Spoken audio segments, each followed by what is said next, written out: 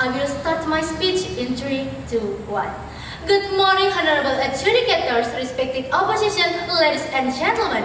We are the affirmative team from SMA Anmon, Dusun Tengah.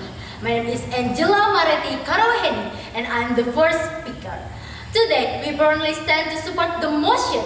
This House believes that civil disobedience is justified when governments fail to protect citizens' rights. As we know, Indonesia is a democratic country based on the rule of law, where sovereignty belongs to the people. Therefore, the government must use its authority for the greatest prosperity of the people, as stated in Article 33, Paragraph 3 of the 1945 Constitution. Every citizen also deserves to enjoy and respect their rights. However, there are times when the governments fail to fully protect those rights. As a result, civil disobedience may arise a peaceful form of protest to demand justice and the fulfillment of citizens' rights. This issue is important because many people still experience situations where their rights are not properly protected. Therefore, we believe civil disobedience is justified when the governments fail to fulfill its responsibilities. Today, civil disobedience can still occur because many citizens' rights are not fully protected. Therefore, the government must improve its effort to fulfill and protect these rights. Based on the reason, our team firmly supports today's motion that civil disobedience is justified when governments fail to protect citizens' rights. We believe civil disobedience encourages the government to evaluate its performance and to respond more quickly to public concerns. It also reflects the principle of people's sovereignty when citizens have the right to demand the protection of their rights. Our objectives are to realize Article 33, Paragraph 3 of the 1955 Constitution, to protect the rights of citizens as guaranteed in Article 27 to 34, to strengthen people's sovereignty under Articles 1, Paragraph 2, and to encourage better governance and national progress. As the first speaker, I will explain the definition, limitation, and our main arguments. The second speaker will state our arguments and present additional points. And the third speaker will represent our case with example and conclude the debate. Today's debate is limited to the context of Indonesia, focusing on the government and the rights of Indonesian citizens. Civil disobedience is the intentional violation of a law as a form of peaceful protest against. Police considers unfair with the aim of creating change. It happens when citizens' rights are not properly protected. For example, after failing state, citizens disperse proper public speech and facilities. We believe justified civil disobedience has positive impact because it encourages the government to improve the protection of citizens' rights. It also strengthens democracy by showing the citizens have the power to speak up and demand justice. For this reason, we believe support today's motion. Civil disobedience is justified when governments fail to protect citizens' rights because it promotes accountability, protects democracy, and ensures the people where voices are heard. Ladies and gentlemen, that concludes my speech as the first speaker of the affirmative team. Thank you for your attention. We proceed with the motion. I will start my speech in 3, 2, 1. Honorable adjudicators, respected opposition teams, and peers. My name is Sisiarnia Lavelia as the second speaker of the government team. Today, I will reinforce our first speaker's arguments and present an additional argument to prove why we firmly support to this motion. This House believes that civil disobedience is justified when government fails to protect citizens' rights. Ladies and gentlemen, why is this motion important? Indonesia still faces economic, legal, and governance challenges. Many public policies fail to protect citizens' basic rights. When the government fails to fulfill its constitutional duty, people have the right to seek justice. If all efforts fail, civil disobedience becomes a legitimate last resort. It's not to weaken the country, but to encourage the government to fulfill its responsibility. That is why this motion is important and relevant. Second, why is civil disobedience justified? The relationship between the government and its citizens is based on mutual responsibility. Citizens obey the law, while the government protects their rights. If the government fails this duty, is it fair to demand obedience? That's not fair. Civil disobedience may break certain laws, but it serves the public interest, not the personal gain. It restores justice and reminds the government of its constitutional obligations. This is also supported by Article 28C, Paragraph 2 of the 1945 Constitution of Indonesia, which guarantees every person's rights to collectively fight for their rights in order to build society, the nation, and the states. Therefore, it strengthens democracy and upholding the people's sovereignty. Next, why is it effective?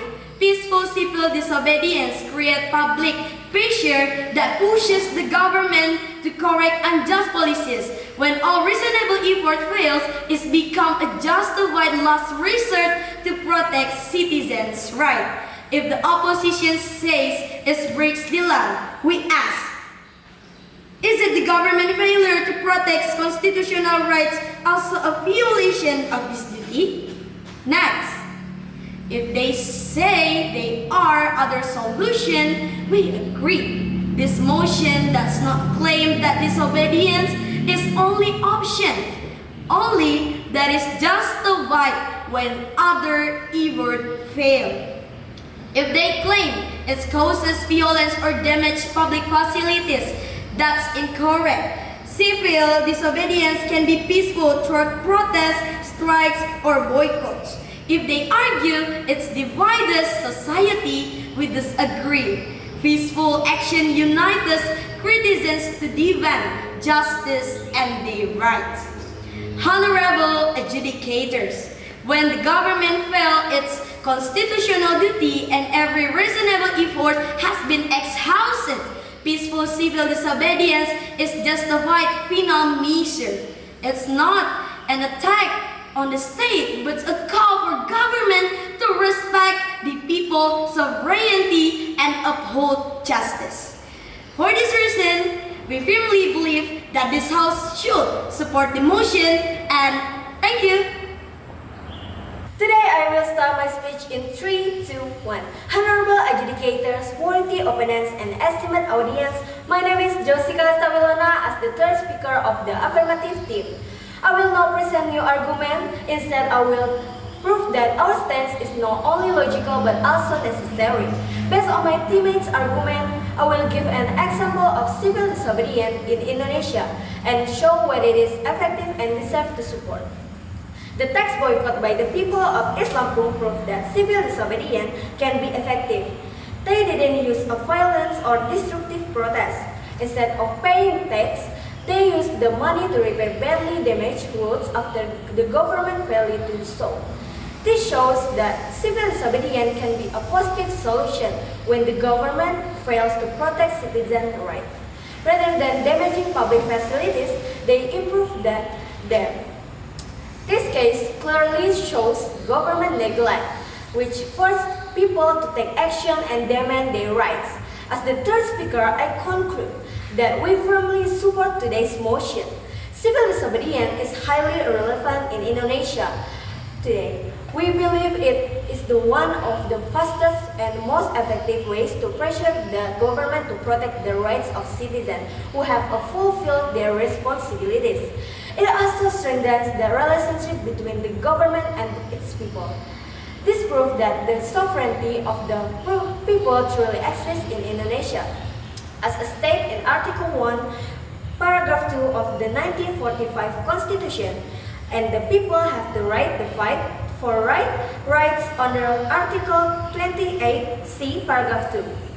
Indonesia is a country based on the rule of law. Although civil disobedience may break the law, the government also violates the Constitution when it fails to protect citizens' rights. Therefore, people have every right to demand justice and fight for the rights they deserve. Citizens often fulfill their obligations, yet their rights are still ignored. As a responsibility, citizens civil disobedience become a legitimate way to protest. So we ask you again, would you still obey the law if your own rights were not protected? Isn't it the government also breaking the law by failing to protect this right? Yes, there are other ways to seek justice, but they often fail because our rights continue to be ignored. That is why civil disobedience can be more effective in pushing the government to improve. It is not always about destruction. It can be peaceful while strongly encouraging the government to fulfill its responsibilities. This movement also reflects the third and fifth principle of Pancasila by promoting unity, justice, and critical thinking. Without protest and constructive criticism, the government may never realize its mistake or improve. If people do not stand up for their rights, how can our country continue to grow? Once again, we firmly support this motion, and we're proud to be affirmative team. We have clearly proven why this motion so stand. In the end, the strongest arguments are not measured by volume, but by evidence and impact. There is no doubt that we have earned this victory. Thank you. Honorable adjudicators, respected opposition team, ladies and gentlemen. As the closing speakers of the affirmative team, I would like to conclude our case. Today we have proven that civil disobedience is justified when the government fails to protect citizens' rights. It is peaceful and responsible last resort that encourages accountability, strengthens democracy, and upholds the sovereignty of the people. We have shown that when constitutional rights are ignored and all legal effort has failed, peaceful actions such as protests, strikes, or boycotts can push the government to fulfill its responsibility. We also provide a real example from Indonesia, proving that civil disobedience can bring positive change for violence. Therefore, we firmly believe this House should support the motion. Before I end, I sincerely apologize if any of our words have been inappropriate, offended anyone. It was never our intention, and we deeply respect everyone in this debate. So, thank you for your attention, and we are proud to stand on affirmative side.